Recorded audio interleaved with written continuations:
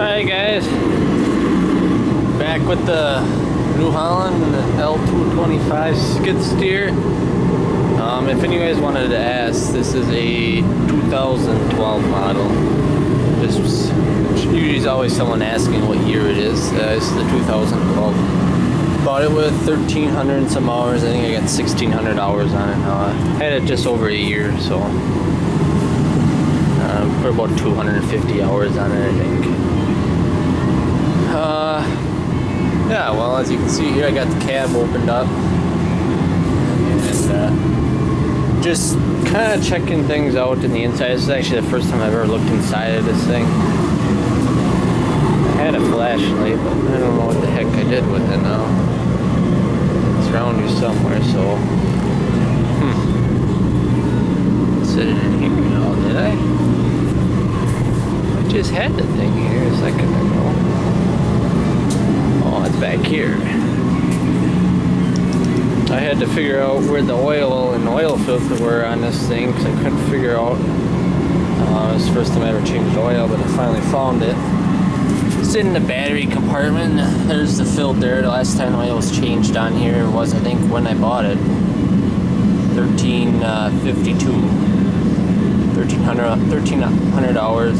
Yeah, 13 and a half hours on it when I changed. I believe it says 7/2/15. But it's draining oil. It's just about as slow as my other one was, but that's alright. It takes like about 2.5 gallons, 10 quarts I think is what it calls for. And yes, I used New Holland. They don't really put anything other than the brand of whatever equipment it is in there. So, but I was looking in here and I do see I got some wet hoses, like one right there. I just gotta see if those clamps are tight or not, and I gotta check those out over there. Let's see if you can see here. Yeah, you can see those little fish. Let's see, I think it's 3 of them there. There's 1, 2, and there's one behind that pipe up there, and I guess those are loose or what, but otherwise it's not really that dirty. I mean, the dust and all that stuff in here, but I gotta clean all this crap out of here. You know,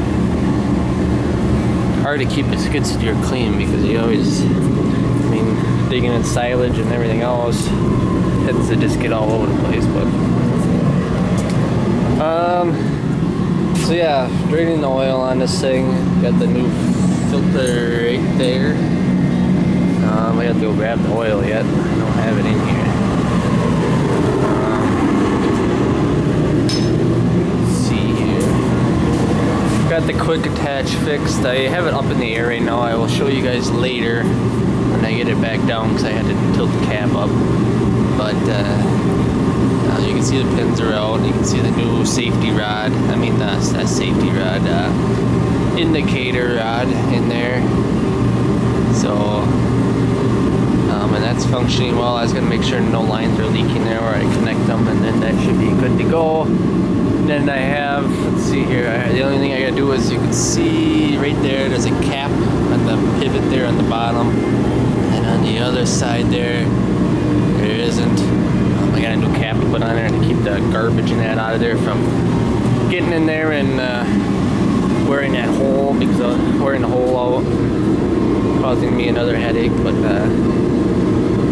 other than that, just doing the maintenance on this.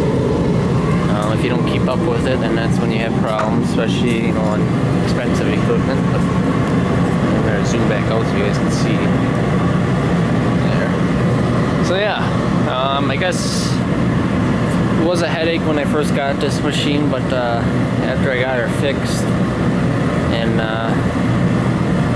fixed a few small things that I had to do to it, it's been actually a pretty good machine. Can't complain about the power. Lifts like nothing. And I like the extra height super boom or whatever they call it. I think that's, super boom. I believe this goes a little bit higher than my John Deere. Yeah, I'm pretty sure it does.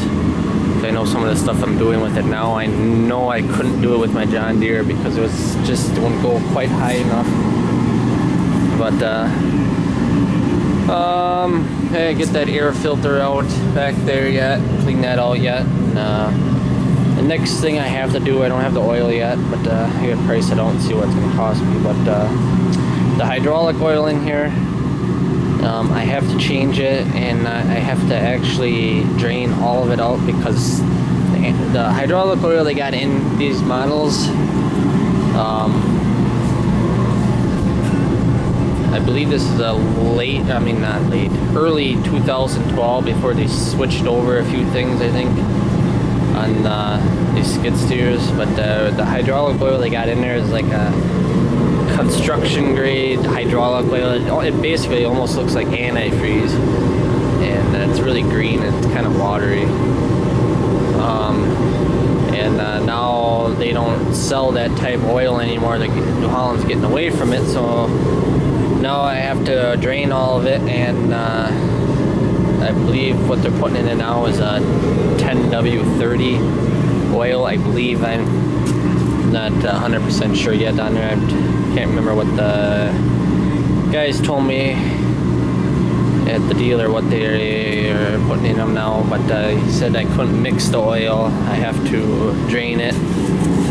So, and he only had a few jugs left of the oil that they have in these skid steers, in my model anyways. And he says after they're gone, he says they're not going to, they're not stocking it anymore. They're not, yeah, New Holland's not stocking it anymore. So I said, well, I just decided to change it all out, and that way it's done with. And so that is coming up here yet.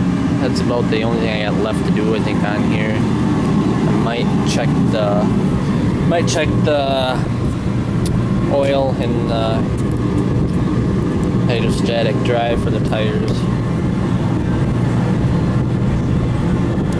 But that's coming. That's another day too. But I'm getting the main stuff done first, and then we'll go from there. So I'll end this video here, and then my next video will be probably just a wrap up of everything, and show you guys how that went together and all that. It's pretty simple. So yeah. So thanks for watching, guys, and if you guys have any questions, just ask me, and if you got any information that you want me to know, I'm more than glad to just put it down in the description. I'm not gonna